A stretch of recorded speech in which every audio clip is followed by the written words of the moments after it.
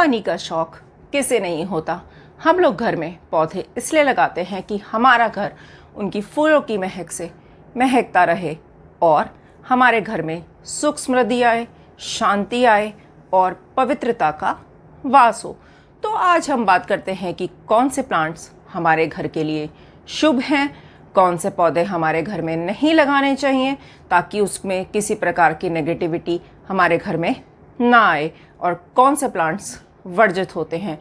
तो चलिए आपको सबसे पहले बताती हूँ कौन से पौधे हमारे घर में लगाना सबसे ज़्यादा शुभ होते हैं।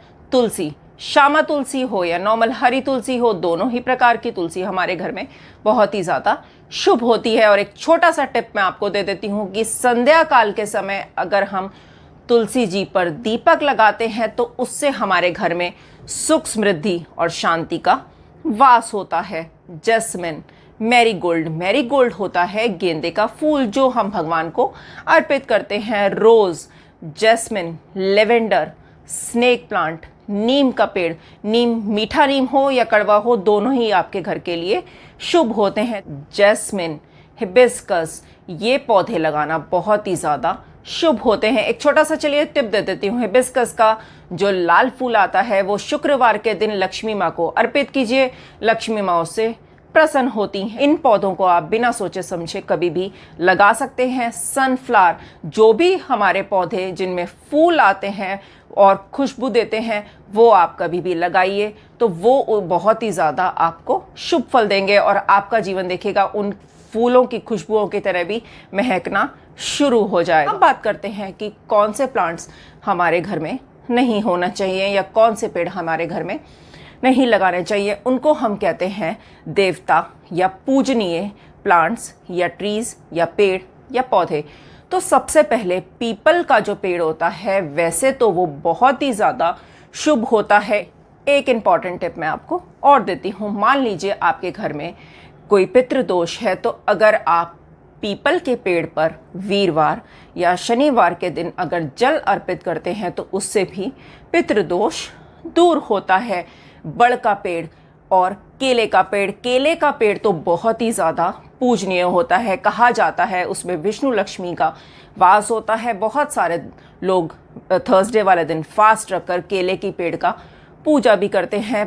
पर ये सब जो पेड़ या वृक्ष होते हैं वो घर में लगाना शुभ नहीं होता। शुभ इसलिए नहीं होता क्योंकि ये पेड़ हमारे पूजनीय होते हैं। या तो इनको धार्मिक स्थल में ही होना चाहिए या पार्क में ही होना चाहिए।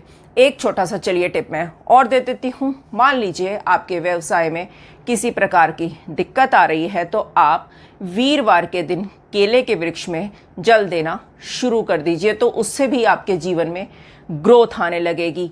और आपको यदि आपके बड़े भाई से, क्योंकि जो जुपिटर होता है वो हम बड़े भाई का कारक मानते हैं, तो ज्योतिष के अनुसार अगर आप वीरवार वाले दिन केले के पेड़ में या केले की जड़ में जल देना शुरू करेंगे तो वो भी आपके लिए अत्यंत शुभकारी होगा।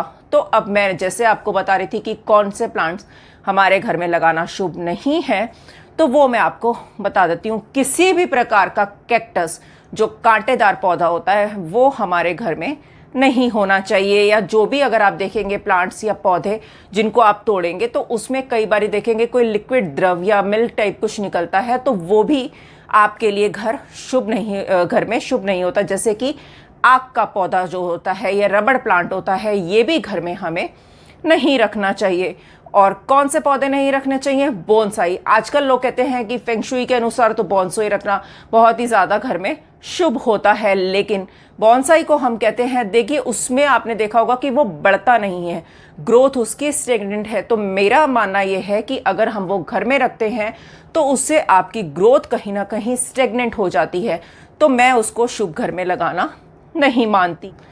टैमरिंड, जिसे हम इमली कहते हैं, बहुत ही ज़्यादा बड़े वृक्ष, जैसे कि मैंने आपको बताया इतने बड़े वृक्ष जो आपके घर को ही पूरा ढक दे, ऐसे वृक्ष, टॉल वृक्ष, बैम्बूज, ये हमें घर में भी नहीं लगाना चाहिए। इनको भी आप लगाते समय हमेशा ध्यान रखें कि ये आपके घर में किसी भी प्रकार की ग्रोथ लाने वाले नहीं हैं, तो इनको आप मत लगाइए। मिर्ची का पौधा, नींबू का पौधा, ऐसे कहा जाता है कि मिर्ची जैसे तीखी होती है और वैसे ही अगर हम वो लगाते हैं तो हमारे घर के रिश्तों में आपस में खटास आने लगती है। इमली का पौधा भी घर में हमारे नहीं लगाना चाहिए। तो इन चीज़ों का हमें ध्यान रखना चाहिए। एक बहुत ही इंपॉर्टेंट मैं आपको टिप बताना चाहती हूँ कि जैसे कि मनी प्लांट, हर घर में मनी प्लांट की खूब भरमार है, पर क्या आपको पता है कि मनी प्लांट भी कई बारी आपके लिए शुभ नहीं हो सकता। आपको लगेगा कि मैं ये क्या बात बोल रही हूँ, पर ये बिल्कुल ही सच है।